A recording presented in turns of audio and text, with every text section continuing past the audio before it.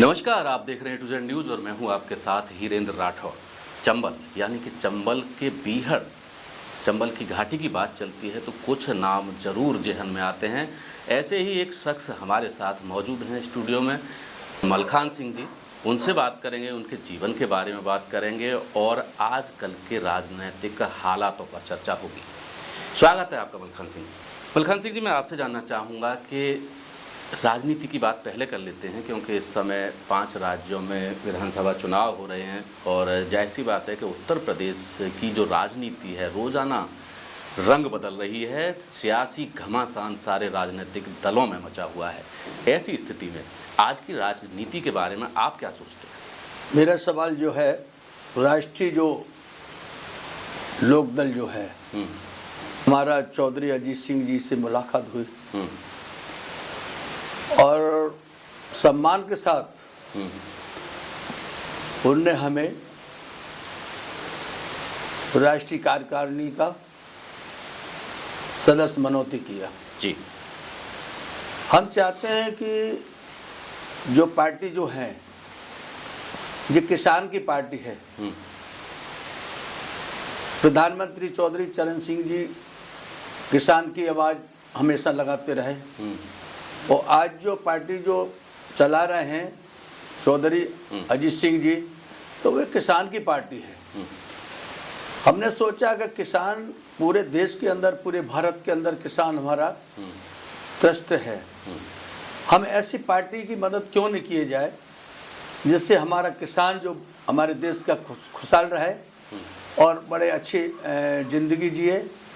हमने ये फैसला किया है कि लोकदल पार्टी को, राष्ट्रीय लोकदल पार्टी को हम बहुत बड़ा मजबूत बनाएंगे और उस पार्टी में कल हम हमारे साथी जो बैठे हैं वो सब राष्ट्रीय लोकदल में शामिल हुए हैं और हम पूरा बुंदेलखंड से लेके हम अपना ये पार्टी को बड़ा मजबूत बनाएंगे और मजबूती देंगे। और जहाँ तक सवाल जो है राष्ट्रीय अध्यक्ष का, जो प्रत्याशी घोषित तो वही करेंगे, जहाँ जिसको लड़ाएंगे वो हमारे राष्ट्रीय अध्यक्ष ही लड़ा सकते हैं।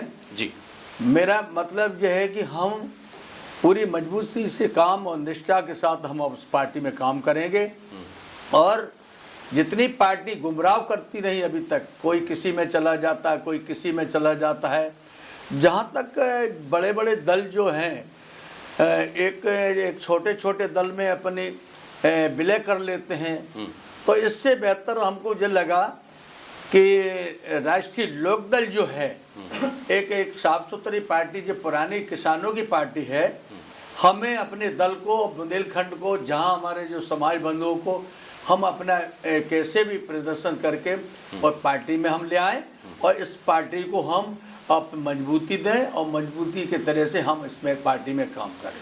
अच्छा मलखान सिंह जी, एक बात और है कि इससे पहले जब लोकसभा इलेक्शंस हुए थे तो तब आपने बीजेपी का साथ दिया था, तो ये आगे कंटिन्यू क्यों नहीं हो पाया बीजेपी के साथ, या फिर के कुछ ऐसी चीज़ें रहीं या बीजेपी की तरफ से आपको कुछ ऐसी चीज़ नहीं मिली जो उन्होंने पहले कहा हो, पार्टी बदलनी पड़ी? सवाल इस बात का है जी, हर आदमी चाहता है मजदूरी करते रहो, अगर मजदूरी का हिसाब देना नहीं चाहता कोई। हमने प्रचार किया, मैं मानते हैं कि लोकसभा में प्रचार किया, वो आप कह रहे हैं वो सही है, एमपी में किया, हमने सब किया और ऐसे तो हम पर्सनल लोग रहे, हम किसी पार्टी के उसमें नहीं रहे। अगले मैंने अपना प्रदर्शन जरूर किया जनता के फेवर के लिए।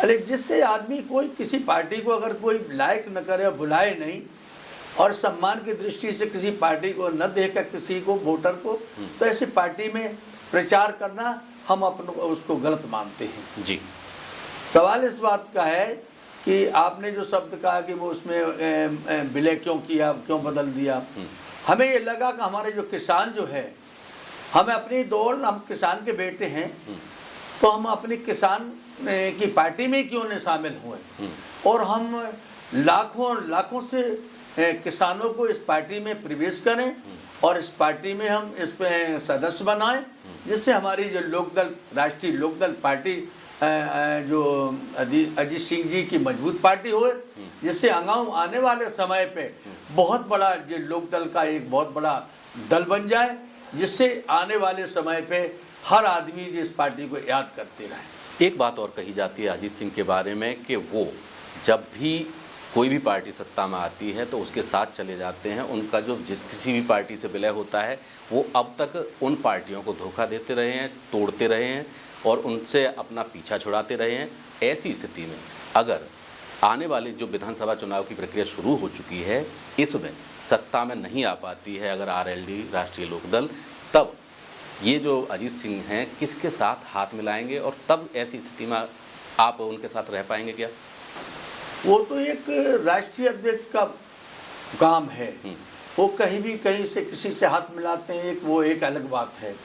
तो मैं समझता हूँ कि मैंने ये तो नहीं देखा कभी कि अजीत सिंह जी ने कभी धोखा दिया हो किसी को, ऐसा तो नहीं लगा, ना हमको सुनने में नहीं लगा।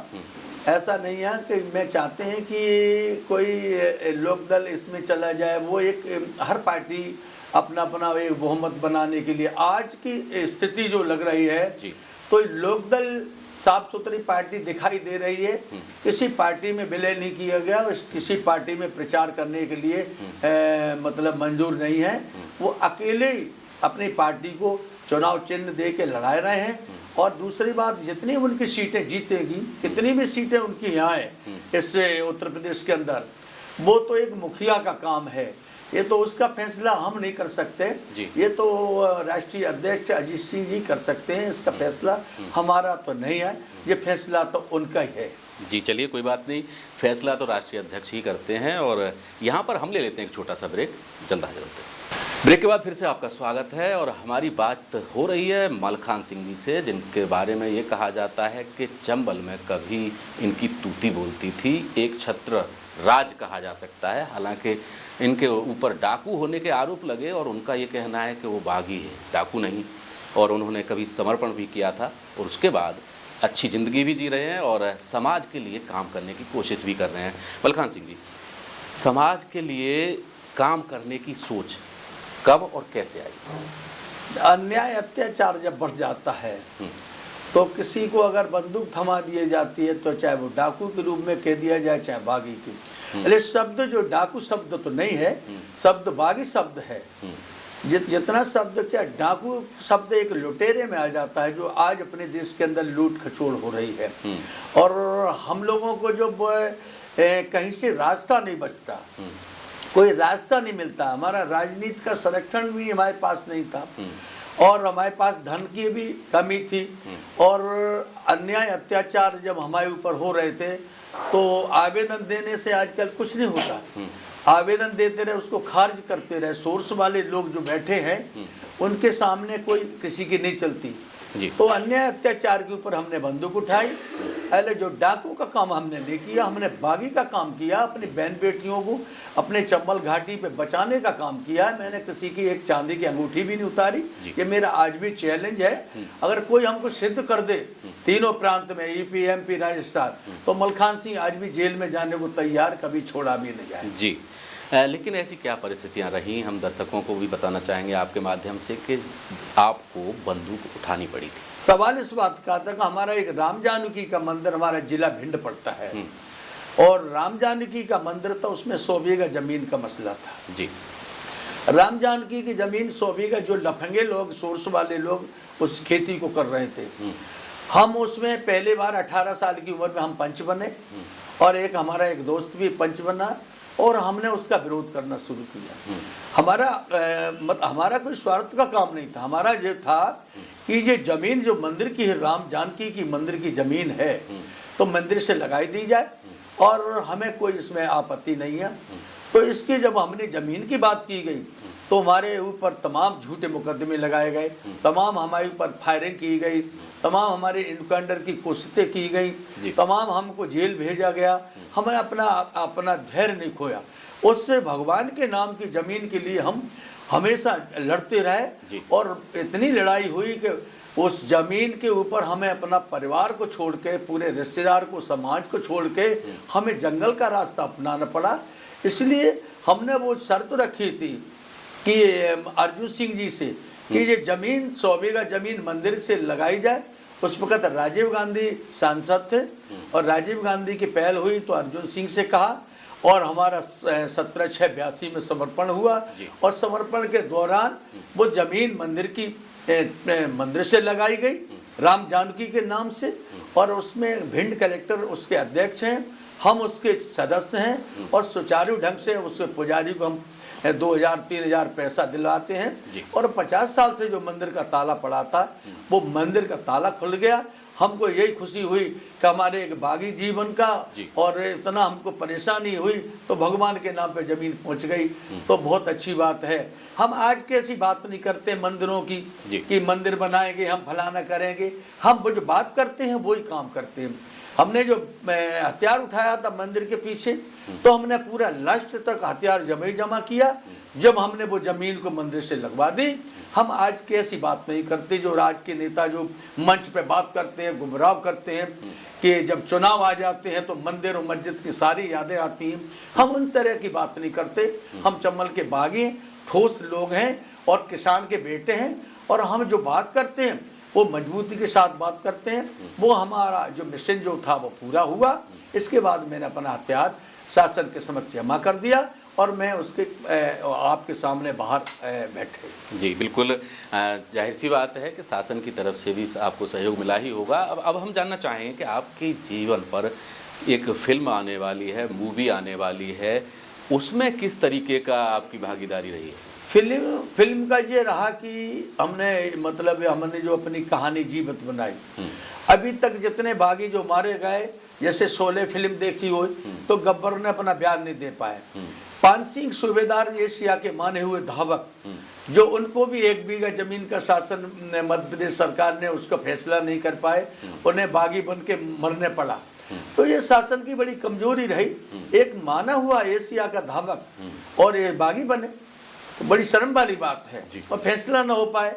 जहाँ मिलिट्री रिटायर आदमी सूबेदार, तो उसमें फिल्म का जो हमने कहानी बनाई है, मान सिंह की फिल्म बनी, तो ये सारी जो फिल्म बनी है इनके जीवित होने की नहीं बनी। हमने अपना जो बयान दिया है फिल्म में, जो अपनी किताब मेरी जो लिखी गई थी उसमें 250 रुपए की ये किताब जो अमेरिका में विदेश में गई थी, उसके मुतालिक जो मीडिया जो बनाया पत्रकारों ने, कल्याण मुखर्जी ने, तो उसके लिए हमने ये कहा है कि इसमें एक तो घोड़े नहीं होंगे हमारी फिल्म में और दारू नहीं, हमारे यहाँ कोई नहीं पीता, मैं खुद दारू नहीं पीते और खुद चाय नहीं पीते, तो गैंग में किसी की हैसियत नहीं है अगर वो दारू पिए और चाय पिए। एक तो हमारा ये कंट्रोल था। तो हमने जो फिल्म का जो अपना बयान दिया है वो सच्चाई का बयान दिया है। घोड़े मोड़े का नाम नहीं दिया है कि घोड़े सब बकवास है, दारू सब बकवास है और बहन बेटियों को कभी किसी बागी ने नहीं उठाया। इसलिए हमने अपना जीवनी क्यों बनते हैं और क्यों बनाए जाते हैं, इसका हमने ये चैलेंज किया है। क्यों बनते हैं और क्यों बनाए जाते हैं इसकी जानकारी क्यों नहीं। क्या पानी में कमी है या किसी मिट्टी में कमी है, या जिले में किसी की कमी, या राजनीति में कमी है, या किसी सरकार के अंदर इतनी बड़ी कमी है जो लोग अपनी बंदूक उठाए के अपने प्राण हथेली पे लेके और अपने परिवार और बच्चों को, समाज को छोड़ के भीड़ में चले जाते हैं, तो ये कमी क्या है। हमने इस तरह के अपना फिल्म का वो दिया है। ये 2 साल उस फिल्म को हो गए। अब उसमें फिल्म 17 फरवरी का हमारा वायदा है। ये 17 फरवरी में अगर रिलीज करते हैं तो ठीक है, इसके बाद अगर 17 फरवरी में अगर रिलीज नहीं करती इस फिल्म को तब इसके लिए अपना जल्दी से जल्दी इसका विचार करेंगे, उसका हम फैसला करेंगे, फाइनल। अच्छा, इससे पहले भी फिल्म बनाने की कोशिशें हुई थी, ऐसी जानकारी आई है हमारे पास, और आपने पहले भी कई लोगों को निराश भी किया था कि नहीं अभी नहीं, या फिर कुछ क्या ऐसे मुद्दे रहे कि आप पहले तैयार नहीं हो पाए थे? नहीं, पहले क्या फूलन के साथ जो फिल्म की बात चली जी, तो फूलन के साथ हमने फिल्म में, इसलिए शेखर कपूर हमको बॉम्बे ले गए और दारा सिंह ने 1 महीना हमको बॉम्बे रखा और हमने कहा कि मेला डकैत मेरी गैंग में नहीं रही, हम किसी मेला के साथ में अपनी फिल्म नहीं बनाएंगे, क्योंकि मेला डकैत जो है रहती है उसके कारनामे अलग रहते हैं, हम लोगों के कारनामे अलग रहते हैं। उन पे कोई गलत केस लगा हो, हमारे ऊपर कोई गलत हत्या का ऐसा आरोप नहीं जिससे हमने कोई उत्तर प्रदेश के अंदर हमारे ऊपर भीषण कोई कांड किया हुए, इसलिए हमारा साफ सुथरा गैंग अन्य गैंग से हटके अलग रहा। तो वो फूलन के विवाद से हमने वो फिल्म में शेखर कपूर से मना कर दिया कि जो फिल्म हम बनाएंगे। अगर आपको बनाना है तो मेरे अपने जीवन पे बनाए और मेरी ईपी में चल के यहाँ से कालपी तक इंक्वायरी की जाए, मलखान सिंह का क्या चरित्र क्या नेचर रहा, उसी मुताबिक आप फिर फिल्म बनाएं। इसलिए मैंने फिल्म को मना कर दिया था, इसलिए वो फिल्म हमने नहीं बनने दी थी। क्या है कि फिल्म जो महिलाओं को लेके, महिला डकैत जिससे आज शौक हो गया था बहुत से लोगों को, वो हमारी गैंग में शौक नहीं था। हम अपनी बहन बेटी की इज्जत में बरकरार रखते थे। तो हम जब हमारी बहन बेटी जब छूट जाती परिवार की, तो हम अपने किस महिला डकैत को अपने गैंग में रखते, वो हमको अच्छा नहीं था। हमारा एक अपना चरित्र खराब होता और चरित्र जनता के सामने, समाज के सामने अच्छा नहीं रहता। इसलिए मैंने महिला डकैत को गैंग में नहीं रखा और महिला डकैत के साथ में कोई फिल्म बनाने के लिए हम तैयार नहीं। अच्छा मलखान सिंह जी, कुछ ऐसी घटना, कोई ऐसी याद आ रही हो जो आपके बागी जीवन के रहते हुए, कुछ ऐसी घटना जो आप दर्शकों के साथ शेयर करना चाहें? तमाम ऐसी घटना हुई है। मतलब कभी कभी क्या है कि जब इनकाउंटर भी हो जाते हैं और कभी कभी माँ भगवती का ऐसा परिचय मिलता है कि हमको मतलब सो रहे हैं, बहुत बड़ी नींद में सो रहे हैं, और कभी कभी हम चौतरफा से घिर जाते हैं और फोर्स लग जाता है, सर्चिंग चल रही है बराबर, और हमको कहीं जगह नहीं मिलती रात में। तो हमको इस तरह के कोई जगाता है, माँ की कृपा है कि मलखान सिंह जाग, जो आपको खतरा हो गया या गिर गया, तो हम उसमें जग जाते हैं। और कई बार हमको ये ऐसा हुआ, ऐसा सपना हुआ और हम अपना गैंग को जगाए को उस वक्त चल दिया। और सुबह हमने उस जगह पे देखा 6 बजे कम से कम 2000-5000 फोर्स का पूरा इकट्ठा रहा। इसलिए हम बाल बाल बचते रहे। जी, बाल बाल बचते रहे।